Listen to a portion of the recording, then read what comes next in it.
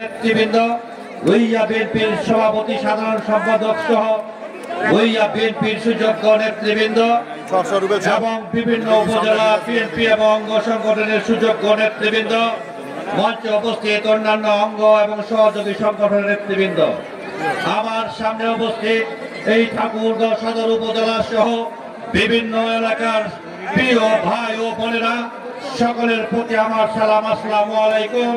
হিন্দু ভাইদের আদাব। আমি সকলকে একটু অনুরোধ করব, আমার পরে মহাসচিব মহোদয় বক্তব্য দিবে, আপনারা সবাই একটু দয়া করে বসে যায়, সামনে একটু বসেন দেখি, মাত্র কয়েক মিনিটের জন্য দয়া করে একটু বসে যায়, বক্তব্য দিব না। এটা বন্ধ হয়ে গেছে, বলি সবাই বসে যায়, সবাই বসে যায়, সুন্দর বসে যায়।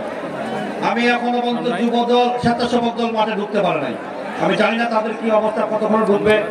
আমি দুই সাইডে যে মিছিল করে আসছে, অনেক মিছিল আসছে, তাদেরকে এখন আসতে এমনি ডাইরেক্ট নেই, এটা সারা নেই, প্রিয় সমাবেশ বন্ধ হয়ে যাবে, দেখো দিকে উঠতে হবে। তাহলে প্রিয় মহাসচিব, ঠাকুরগাঁও আপনার নির্বাচনী এলাকা,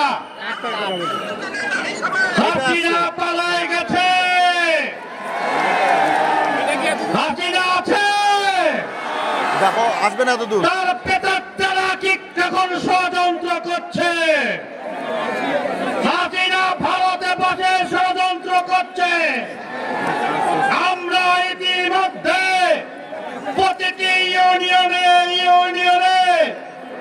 সকল নেতা কর্মীদের নিয়ে আমরা বর্ধিত কর্মী সভার মাধ্যমে কে হিন্দু, কে বৌদ্ধ, কে খ্রিস্টান, কে মুসলমান, ঠিক আছে, তাহলে জোরে হাত তুলে দিয়ে বলেন Alamgir, Alamgir, Alamgir, vote vote vote দিন, ভোট ভোট ভোট দিন, আসবে দেশে শুভ দিন, আলমগীর সাহেব সালাম দিন। আমি বিভিন্ন ইউনিয়নের নেতৃবৃন্দ মিছিল নিয়ে এসেছেন, আমরা ব্যানার দেখতে না পাওয়ার জন্য সবার নাম ঘোষণা করতে পারি নাই, এই জন্য আমি সবার কাছে খবর দিয়ে নিচ্ছি। গুইজা এলাকার বিশাল মিছিল এসেছে, সুকান্ত পুকুরের মিছিল এসেছে, আমি সকলকে অভিনন্দন জানাচ্ছি এবং আজকের এই সমাবেশকে সর্বাত্মক ভাবে সফল করার জন্য গোটা বিএনপির নেতা কর্মী সদর উপজেলা এবং গোটা জেলা নেতৃবৃন্দকে অভিনন্দন জানিয়ে আমি আমার কথা শেষ করছি।